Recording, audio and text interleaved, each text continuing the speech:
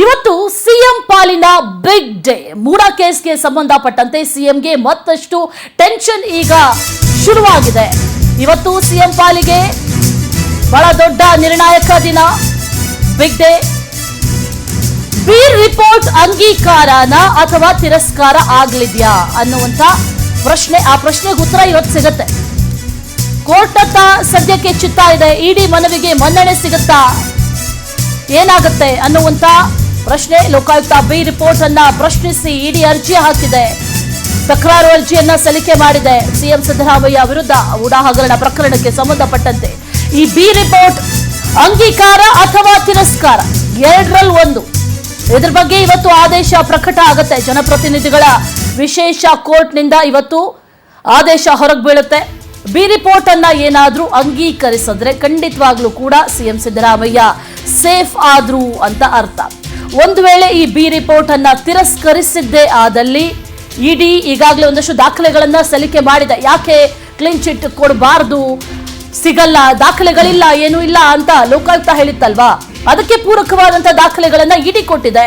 ಅದೆಲ್ಲವನ್ನು ಪರಿಗಣನೆಗೆ ತಗೊಂಡ್ರೆ ಬಿ ರಿಪೋರ್ಟ್ ಏನಾದ್ರೂ ತಿರಸ್ಕಾರ ಆದ್ರೆ ಸಿಎಂ ಸಿದ್ದರಾಮಯ್ಯಗೆ ಸಂಕಷ್ಟ ತಪ್ಪಿದ್ದಲ್ಲ ಅನ್ನುವಂತ ವಿಚಾರ. ಇವತ್ತು ತೀರ್ಪು ಪ್ರಕಟ ಆಗತ್ತೆ, ಏನಾಗತ್ತೆ ಅನ್ನುವಂತ ಕುತೂಹಲ ಸದ್ಯಕ್ಕಂತೂ ಇದೆ. ಜನಪ್ರತಿನಿಧಿಗಳ ವಿಶೇಷ ನ್ಯಾಯಾಲಯ ಇವತ್ತಿಗೆ ತೀರ್ಪನ್ನ ಕಾಯ್ದಿರಿಸಿದೆ. ಇವತ್ತು ತೀರ್ಪು ಪ್ರಕಟ ಆಗತ್ತೆ.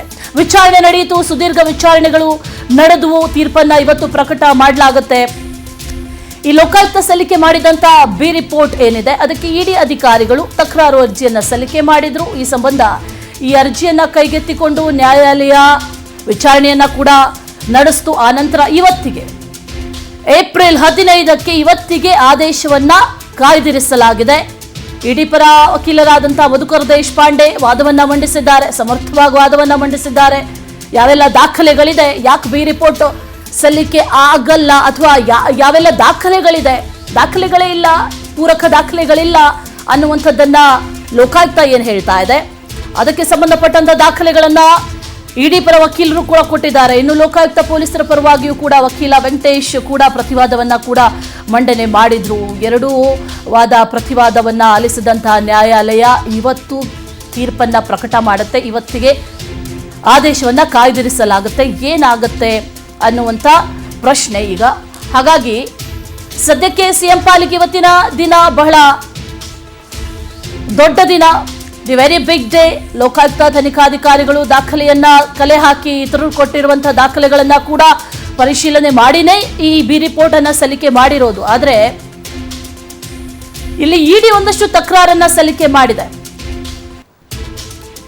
ಹಾಗಾಗಿ ಇವತ್ತು ಏನಾಗುತ್ತೆ, ಆದೇಶ ಏನಾಗಿರುತ್ತೆ ಅನ್ನುವಂತ ಒಂದಷ್ಟು ಕುತೂಹಲಗಳು ಕೂಡ ಇರೋದ್ರಿಂದ ಏನಾಗುತ್ತೆ ಅನ್ನುವಂತ ವಿಚಾರ. ಇನ್ನೇನು ಅಗ್ನಿ ಪರೀಕ್ಷೆ ಸಿದ್ದರಾಮಯ್ಯ ಅವರಿಗೆ ಒಂದು ವೇಳೆ ಬಿ ರಿಪೋರ್ಟ್ ಅಂಗೀಕಾರ ಆದ್ರೆ ಸಿಎಂ ಸಿದ್ದರಾಮಯ್ಯ ಸೇಫ್ ಆದ ರೀತಿ.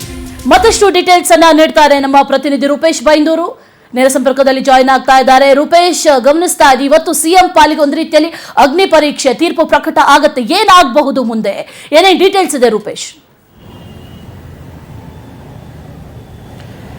ಅಶ್ವಿನ್, ಇವತ್ತು ಜನಪ್ರತಿನಿಧಿಗಳ ನ್ಯಾಯಾಲಯದಲ್ಲಿ ಮೂಡಕ್ಕೆ ಸಂಬಂಧಪಟ್ಟಂತೆ ಒಂದು ಮಹತ್ವ ತೀರ್ಪುಗಳು ಕಾಣಿಸ್ಕೊಳ್ತಿದೆ. ಎರಡು ತೀರ್ಪನ್ನು ಇವತ್ತು ಜನಪ್ರತಿನಿಧಿ ನ್ಯಾಯಾಲಯ ಕೊಡ್ಲಿಕ್ಕಿದೆ.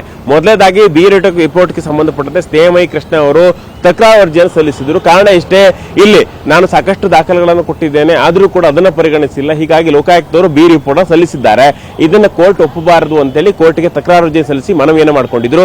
ಒಂದು ಸ್ನೇಹಮಯಿ ಕೃಷ್ಣ ಅವರು ಕೋರ್ಟ್ಗೆ ಸಲ್ಲಿಸಿದಂತ ತಕರಾರು ಅರ್ಜಿ ಸಂಬಂಧಪಟ್ಟಂತೆ ವಾದ ಪ್ರತಿವಾದವನ್ನು ಆಲಿಸಲಾಗಿತ್ತು. ಹೀಗಾಗಿ ಇದಕ್ಕೆ ಸಂಬಂಧಪಟ್ಟಂತೆ ಇವತ್ತು ಮಹತ್ವ ತೀರ್ಪನ್ನ ಜನಪ್ರತಿನಿಧಿ ನ್ಯಾಯಾಲಯ ಕೊಡಲಿದೆ. ಅದೇ ರೀತಿ ಒಂದು ಕಡೆ ಸ್ನೇಹಮಯಿ ಸಲ್ಲಿಸಿದಂತ ಅರ್ಜಿಗಳು ಅದಾದ ನಂತರವಾಗಿ ಇಡಿ ಕೂಡ ಒಂದು ತಕರಾರು ಅರ್ಜಿಯನ್ನು ಸಲ್ಲಿಸಿತ್ತು.